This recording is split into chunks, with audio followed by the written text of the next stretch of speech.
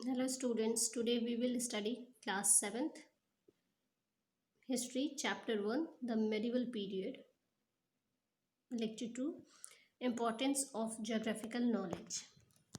Knowing the reasons geography help us understand its history better.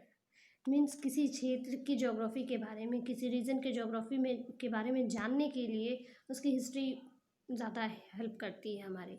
In this map are of great help. They show the geographical feature of a region. इस map में ये map आपको बहुत help करेगा geographical feature जानने के लिए. यहाँ पे मैप को आप देख सकते हैं. Map which shows the some place names used in medieval India. Medieval India के प्लेसेस का नेम बता रहा है, किस नेम से मेडिवल इंडिया में जाना जाता था. लाइक यहाँ पे आप देख सकते हैं फर्स्ट ऊपर से थानेसर, दिल्ली, अजमेर, मथुरा, बयाना, कन्याकुब्जा, कन्नौज, इसको अब कन्नौज कहते हैं. कन्याकुब्जा पहले इसका नाम था. तो इन सारे और भी नेम्स हैं. इन सारे रीजन्स को इनके ओल्ड नेम से कैसे जानते थे एंशिएंट इंडिया में, ये मैप आपको हेल्प करेगा आगे की टर्म्स को जानने में.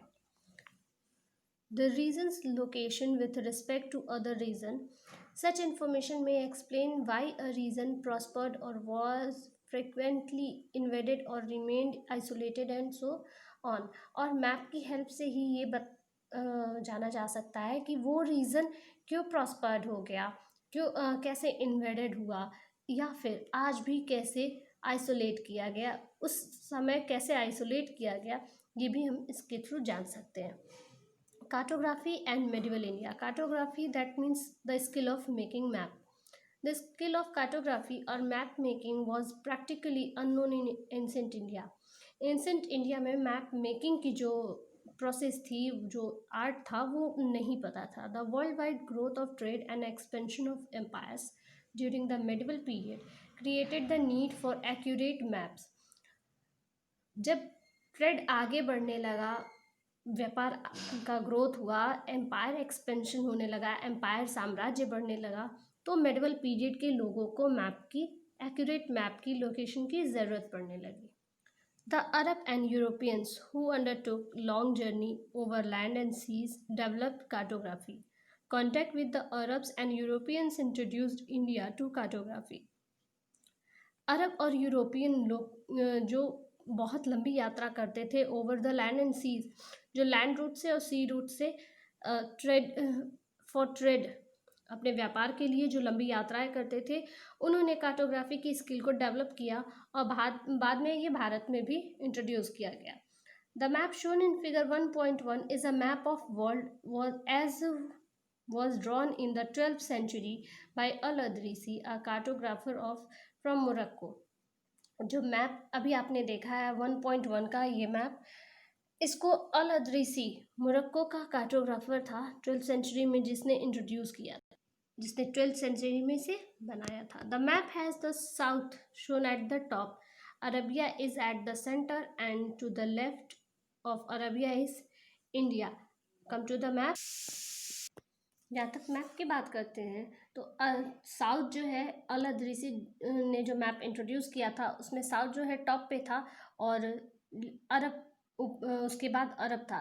अरब के लेफ्ट में इंडिया था. जो ये इंडिया का मैप आप देख सकते हैं.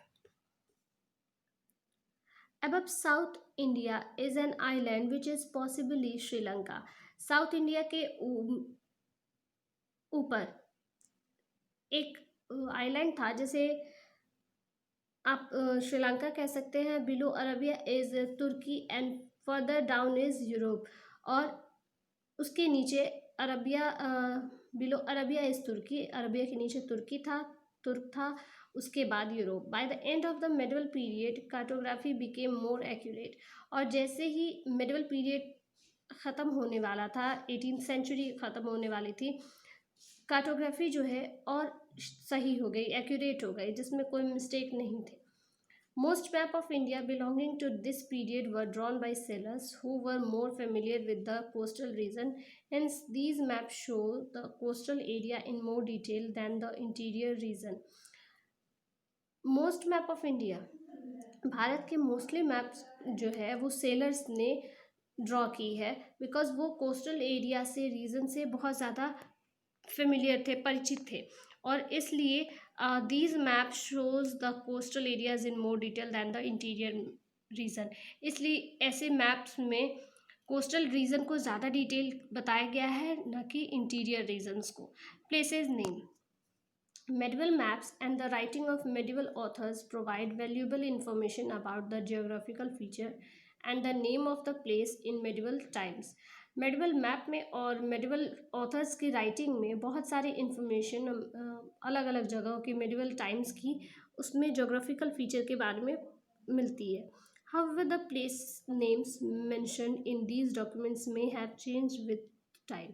लेकिन जो प्लेसेस नेम है, जैसे जैसे पीरियड्स चेंज हुए हैं, सेंचुरीज चेंज हुई हैं, वैसे ही नेम भी चेंज हुआ है, बदल गया है। In such cases the historians has to find out the present name. इसलिए हिस्टोरियंस को प्रेजेंट नेम जानने की ज़रूरत भी पड़ी। ये आप बुक्स देख सकते हैं, दो फिगर है। Inscription in different language used in medieval period, Sanskrit and Arabic. यहाँ पे ये इंस्क्रिप्शंस है, प्रशस्तिज है, जो एक संस्कृत में है और संस्कृत और अरेबिक में है। Among the medieval scholar who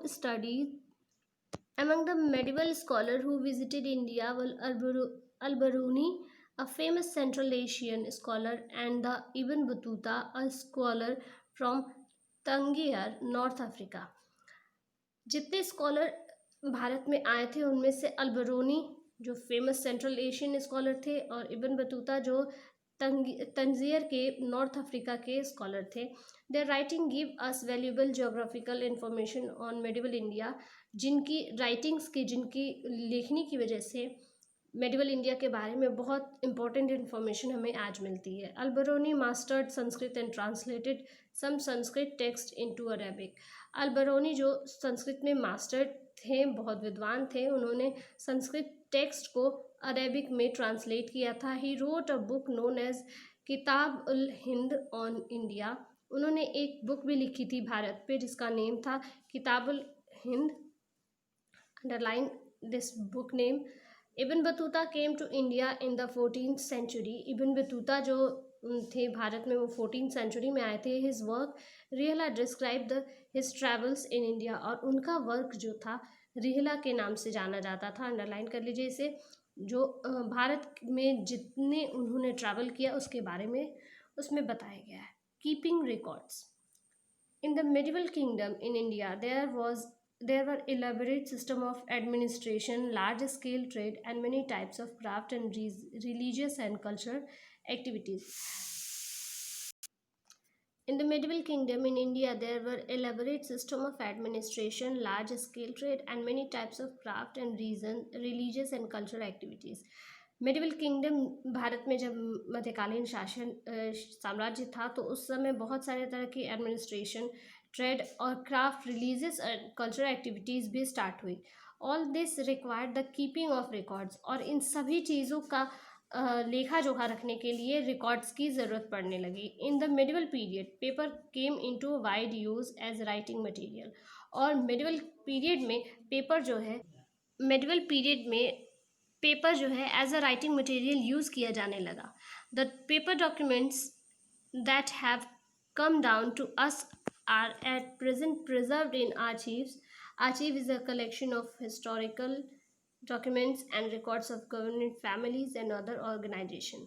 और उसके बाद पेपर डॉक्यूमेंट्स यूज़ किया जाने लगा जो आज आर्चीव में प्रिजर्व्ड है। आर्चीव में उसको सेफ रखते हैं। आर्चीव जो है हिस्टोरिकल डॉक्यूमेंट्स को, जो उस समय एंशिएंट और मेडिवल टाइम में, मॉडर्न पीरियड में जो रूलिंग गवर्नमेंट थी, उनकी फैमिली और उनके ऑर्गेनाइजेशन के थ्रू जो पेपर वर्क होता था उसे सेव करते हैं आर्चीव में। Medieval documents and inscriptions include record of land revenue and land grants, works of religious literature, and secular works such as writing on travels, history, and science. Medieval documents और inscription में जो है land revenue के records, land grants के record, literature, religious literature, secular works, travelling, history, science, इन सब के records रखे जाते थे. Most of the historical works are prashastis or eulogies, which are writing praising somebody, usually a ruler. उनमें से मोस्टली जो राइटिंग थी वो प्रशस्ति हुआ करती थी. प्रशस्ति जो किसी शासक के सम्मान में, प्रशंसा में लिखी जाती है. One exception is Kalna's Ras Tarangini, a history of Kashmir in Sanskrit was written in the 12th century. और इसमें एक एक्सेप्शन है कालना की रास तरंगिनी, जो हिस्ट्री ऑफ कश्मीर इन संस्कृत, जो कश्मीर की हिस्ट्री है उसे संस्कृत वर्ड्स में बताती है. 12th सेंचुरी में इन्होंने लिखा था. As a true historian Kalhana refer to different original documents, inscription and coins to check the fact.